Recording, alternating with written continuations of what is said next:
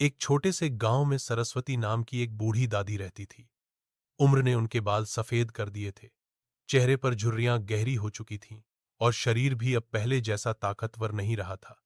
फिर भी उनकी आंखों की चमक और मन की लगन देखकर कोई भी दंग रह जाता। गांव के लोग उन्हें प्यार से सरस्वती दादी बुलाते थे। दादी का जीवन हमेशा से संघर्षों से भरा रहा। पति का देहांत बहुत पहले हो गया था। चार छोटे छोटे बच्चों की जिम्मेदारी अकेले उन्हीं पर आ गई थी। उन्होंने कभी हार नहीं मानी। खेती बाड़ी की थोड़ी सी जमीन थी जिसे उन्होंने दिन रात मेहनत करके सींचा। कभी खेत में हल चलाना, कभी बैलों को चारा देना, कभी दूसरों के घर काम करना, दादी सब कुछ करती। उनके बच्चे धीरे धीरे बड़े हुए, पढ़ाई की और काम धंधे करने लगे। अब तो सभी अपने अपने घर बसा चुके थे, लेकिन दादी गांव के उसी पुराने घर में अकेली रहती थीं। हालांकि बच्चे उन्हें शहर ले जाना चाहते थे, लेकिन दादी का मन अपनी मिट्टी और अपने खेतों से जुड़ा हुआ था। हर सुबह दादी सूरज निकलने से पहले उठ जाती, अपनी पुरानी लकड़ी की लाठी के सहारे आंगन में आती, तुलसी को पानी देती और थोड़ी देर भगवान के भजन गुनगुनाती। उसके बाद चूल्हा जलाती, चाय बनाती और फिर खेत की ओर निकल पड़ती। गांव के लोग अक्सर कहते, दादी अब आप आराम कर लिया कीजिए, ये सब काम करने की जरूरत नहीं है। लेकिन दादी मुस्कुराते हुए जवाब देती, बेटा शरीर को जितना काम कराऊंगी उतना ही ये चलता रहेगा। अगर बैठ गई तो ये जंग लग जाएगा।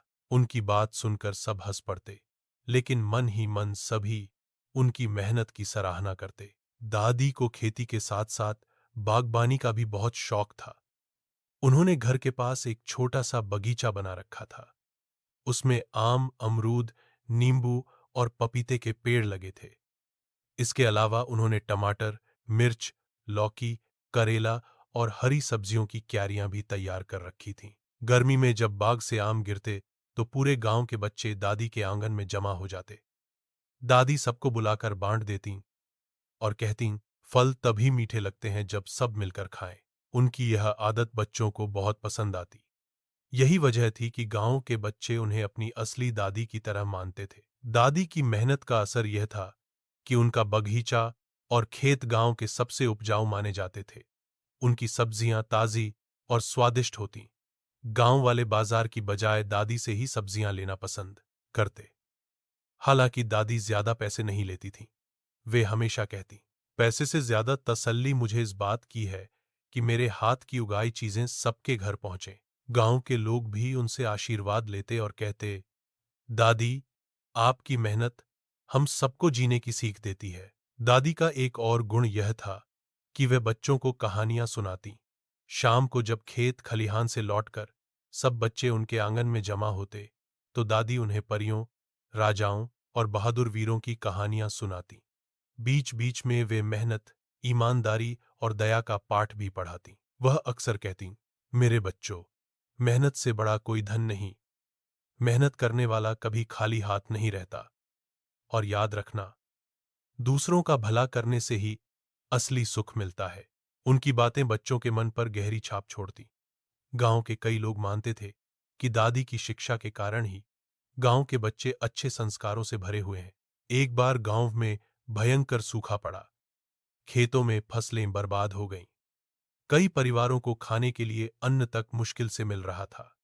उस समय दादी ने अपने बगीचे और अनाज के भंडार को सबके लिए खोल दिया। उन्होंने कहा, ये खेत और ये अन्न मेरे अकेले के लिए नहीं है। जब गांव ही भूखा रहेगा तो मैं कैसे खा सकती हूं। उनकी यह उदारता पूरे गांव के लिए सहारा बनी। लोग कहते, अगर सरस्वती दादी न होती तो हम भूख से मर जाते। धीरे धीरे दादी की मेहनत और त्याग की कहानियां दूर दूर तक फैल गईं। पास के गांवों से भी लोग उनसे मिलने आते और उनसे खेती बाड़ी के गुर सीखते। दादी हर किसी को धैर्य और मेहनत से काम करने की सलाह देती। उनके जीवन ने यह साबित कर दिया कि उम्र कभी भी मेहनत और लगन के आड़े नहीं आती।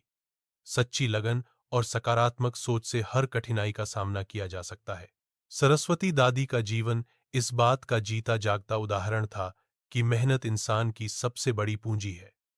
उन्होंने कभी परिस्थितियों से हार नहीं मानी, न सिर्फ अपने बच्चों को संभाला बल्कि पूरे गांव के लिए प्रेरणा बनी। गांव के लोग आज भी कहते हैं, हमने बहुत मेहनती लोग देखे, लेकिन सरस्वती दादी जैसी लगन और हिम्मत किसी में नहीं। उनकी मेहनत और त्याग की गाथा गांव की पीढ़ी दर पीढ़ी सुनाई जाती रही। दादी भले ही अब न रहीं, लेकिन उनकी सकारात्मक सोच वाला मुस्कुराता चेहरा और उनकी मेहनत की मिसाल हमेशा सबके दिलों में जिंदा रहेगी।